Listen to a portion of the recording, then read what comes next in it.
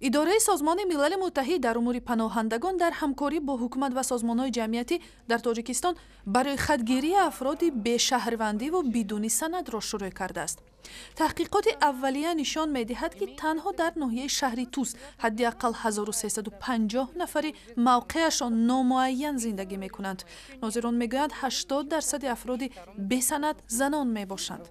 масъулини созмони милали муттаҳид мегӯянд, дар мадди назари онҳо асосан он гурӯҳи одамон қарор доранд, ки танҳо соҳиби шиносномаҳои шӯравӣ ва ё танҳо соҳиби шаҳодатномаи таваллуд ва ё афроде ҳастанд, ки аз кишварҳои ҳамсояи мисли Ӯзбекистон омада оила барпо карданд, вале наметавонанд шиносномаи нави кишвари худ ё шаҳрвандии Тоҷикистонро дошта бошанд. вақти синни нафақаи онҳо наздик мешавад, ин занон ба ёд меоранд, ки шиноснома надоранд.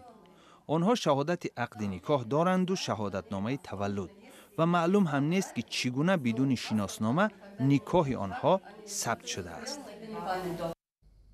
ҳамкорам Шаҳлои Гулхоҷа, ки дар бораи ин таҳқиқоти созмони милали муттаҳид хабар дорад, ҳоло дар хат бо мо аз душанбе аст.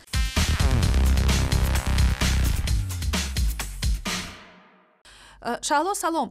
шумори воқеии ин афроди мавқеашон номуайян чанд аст ва созмони милали муттаҳид билохира чӣ тавр ба онҳо кӯмак кардан мехоҳад? خب خیرمون کمیساریati олии سازمان ملل متحد در امور پناهندگان میگوید فعلا تحلیل و تحقیقات در این زمینه ادامه دارد، اما طبق حساب‌های پیشکی آنها و از روی مراجعاتی که شهروندان با آنها و سازمان‌های اجتماعی کردند، شماره افراد بدون قید در تاجیکستان بیش از 40,000 نفر را تشکیل می‌کند و این نهاد بین‌المللی در یکجایی با سازمان‌های اجتماعی و وزارت امور داخلی تاجیکستان با گذراندن ها در مناطق مختلف تاجیکستان میخوان شماره دقیقی چنین افراد بدون قید را در کشور معین کنند.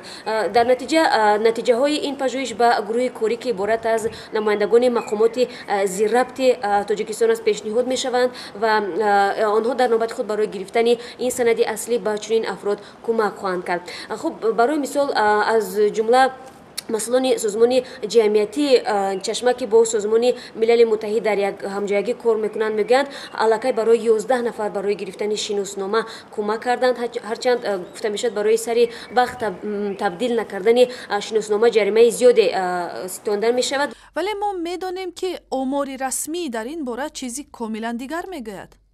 خب البته زید و نقیزی هم در اون است که خیرمون امور رسمی طبق بعضی معلومات ها شماره چنین افرادی که با شناسنامه شوروی به سر میبرند یا که عموما صاحب شناسنامه نیستند و مقام بشهروندی دارند به مراتب کمتر، یعنی 10,000 نفر رو نشون میدهد و مشکل این ساکنان نیز در اون است که نداشتن سندی اصلی آنها را از هر گونه حق محروم میکند، یعنی آنها طبابت گرفتن نمیتوانند، نفقه نمیگیرند و تا حق سیاحت کردن را نیز ندارند.